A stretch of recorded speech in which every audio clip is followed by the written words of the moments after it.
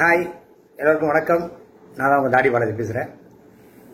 இன்னைக்கு தமிழ் கடவுள் முருகருக்கு உகந்த நாள், அதாவது தைப்பூசம். இந்த தைப்பூசத்தன்னைக்கு உங்கள் எல்லாருக்கும் என்னுடைய மனமார்ந்த தைப்பூசம் நல்வாழ்த்துக்கள்.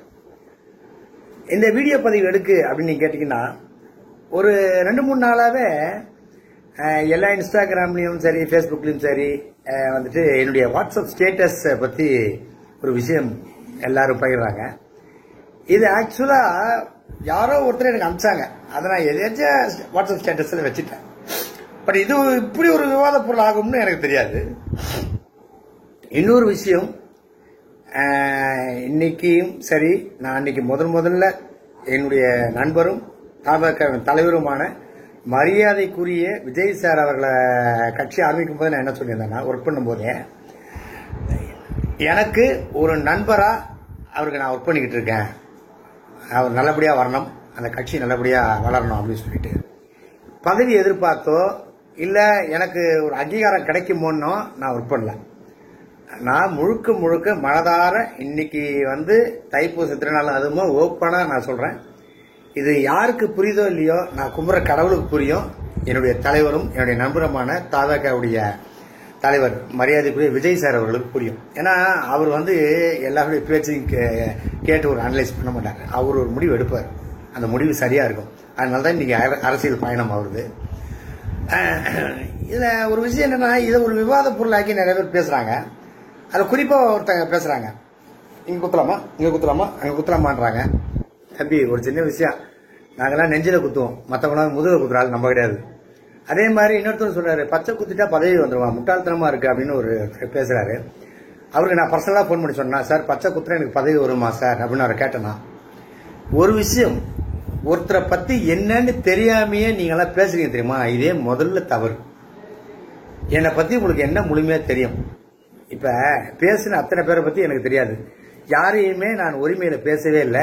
இத நான் ஆரம்பத்திலிருந்தே பண்ற ஒரு விஷயம். அதை தாண்டி என்னுடைய தலைவரும் நண்பருமான விஜய் சார் இதுதான், யாரையுமே இது வரைக்கும் உரிமையில பேசுனதே கிடையாது. அவர் நடிகராக இருக்கும்போதும் சரி, இப்ப தலைவராக இருக்கும்போதும் சரி, வார்த்தைகள் ரொம்ப கவனமா இருப்பார்.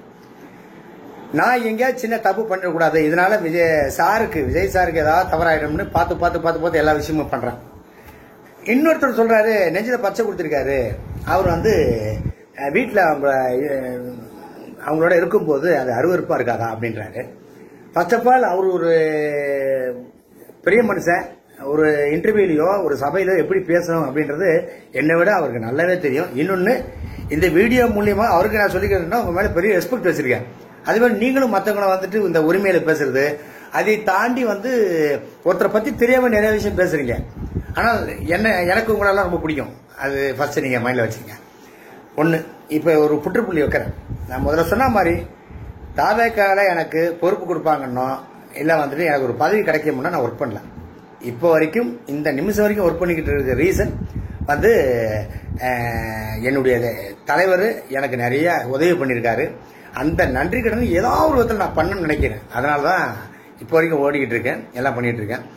நான் யாரை பற்றியும் யாருடைய பேச்சுக்கும் எதுவும் பெருசாக ரெஸ்பான்ஸ் பண்ணல. காரணம் என்னன்னு கேட்டிங்கன்னா, தலைவருக்கு தெரியும் பாலாஜி எப்போ அவருக்கு என்ன பண்ணணும், என்ன கொடுத்தா பாலாஜி இன்னும் ஸ்ட்ராங்கா ஓடுவாரு அப்படின்றது அவருக்கு நல்லாவே தெரியும். தைப்பூசம் அன்னைக்கு நான் சொல்றேன், கூடிய விரைவில் என்னுடைய தலைவரும் என்னுடைய நண்பருமான விஜய் சார் கிட்ட இருந்து எனக்கு ஒரு அழைப்பு வரும். அந்த அழைப்புல இருந்து என்னுடைய ஓட்டம் வேற மாதிரி இருக்கும்.